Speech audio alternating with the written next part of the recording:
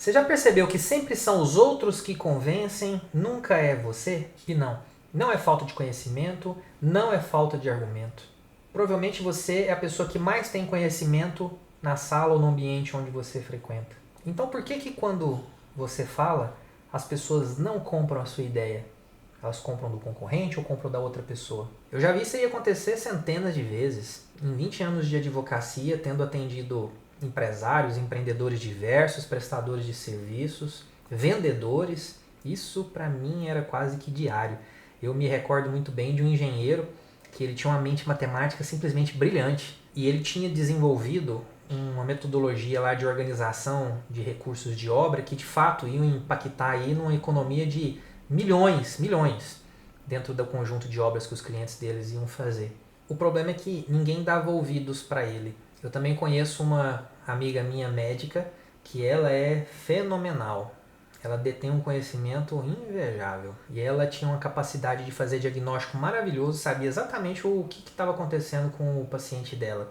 Só que o paciente dela sempre trazia para ela a informação do que o influencer tinha falado, sempre questionando a autoridade e a prescrição que ela fazia para o cliente. E talvez você conheça pessoas desse jeito, ou talvez até isso esteja acontecendo com você. Talvez você seja uma daquelas pessoas que você faz tudo, você consegue resolver todos os problemas no seu serviço, na sua área, você entrega tudo dentro do horário, organizado, segue as regras, cumpre as metas, só que na hora de fazer a promoção, na hora de ter a promoção, quem é promovido sempre é o outro, nunca é você. Você fica para depois.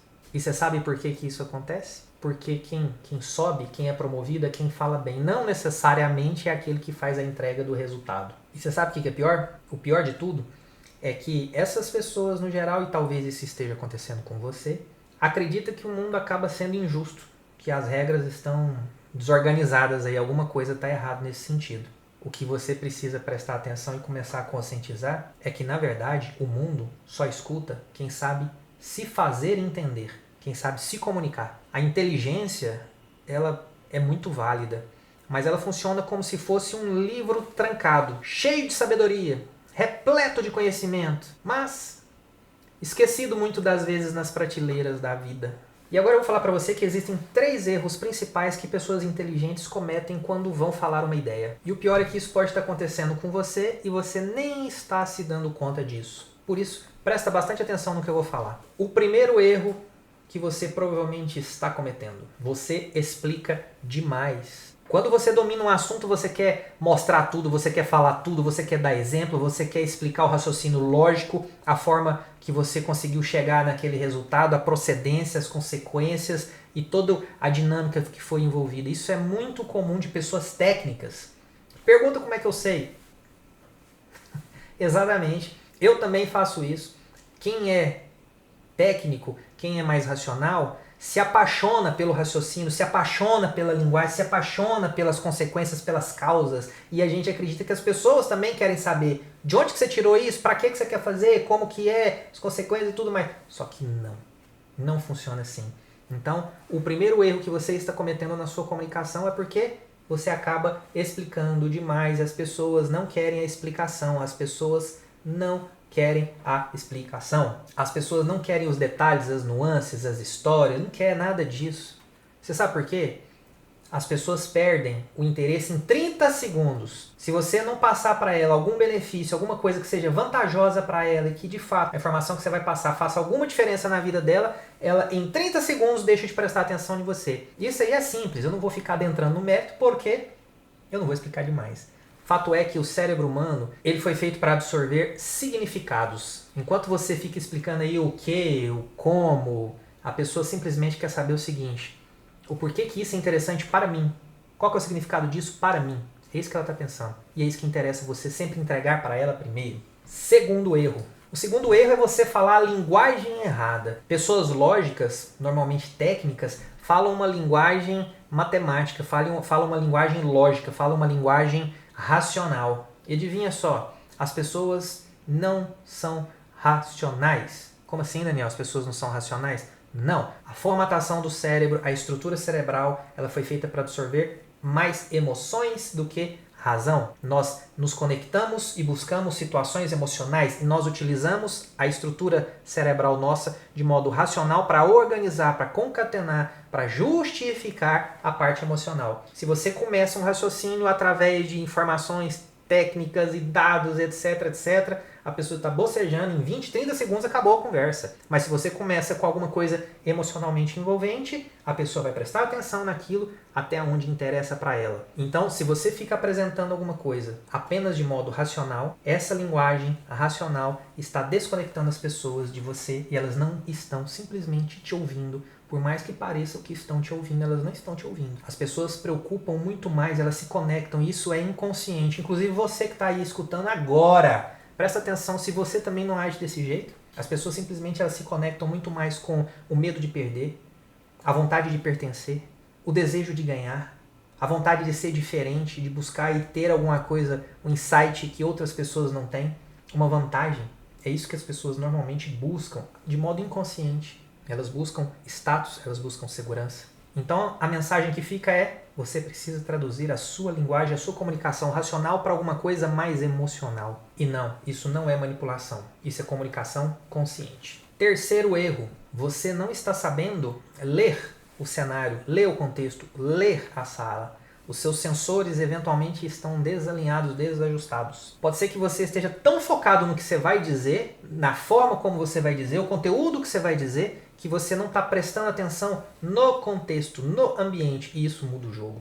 Porque a partir do momento que você começa a perceber, ter mais sensibilidade, o seu sensor está ativo para você entender o que a pessoa está sentindo, qual estado emocional que ela está naquele momento, naquele contexto, você consegue se conectar com ela. Você vai começar a prestar mais atenção na linguagem, no tom de voz, nas hesitações que ela faz, nas objeções que ela não verbaliza, mas ela manifesta no corpo. E assim você vai prestando atenção que persuasão não é um monólogo, persuasão é uma dança. E se você não presta atenção no seu parceiro na dança, adivinha só o que acontece? Você pisa no pé dela ou pisa no pé dele. Tá, Daniel, e aí? Como é que eu faço para mudar isso daí? Você me falou isso daí, eu tenho os 3 erros, eu entendi. Tá, e na prática, como que eu faço para fazer essa mudança? De forma bastante objetiva, presta atenção aqui.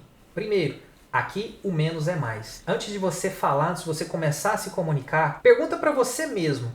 Faz uma pergunta mental. Qual que é a única coisa que essa pessoa precisa nesse momento ouvir ou prestar atenção no que eu vou falar? O que ela precisa entender? E aí você foca só nisso. O resto, só se eles perguntarem. Segundo, entra num estado emocional antes de você se comunicar. Como assim, Daniel, entrar no estado emocional antes de você comunicar? Antes de você comunicar com aquela pessoa, você tenta se lembrar de alguma situação, alguma cena, algum momento na sua vida que você vivenciou, a emoção que você quer colocar, que você quer carregar, que você quer introjetar na sua comunicação. Você acessa aquela situação emocional para você entrar naquele estado emocional. Parece bobeira o que eu estou falando, mas se você fizer, você vai sentir, você vai perceber o tamanho do impacto que vai acontecer na sua comunicação. Não acredita em mim, só testa.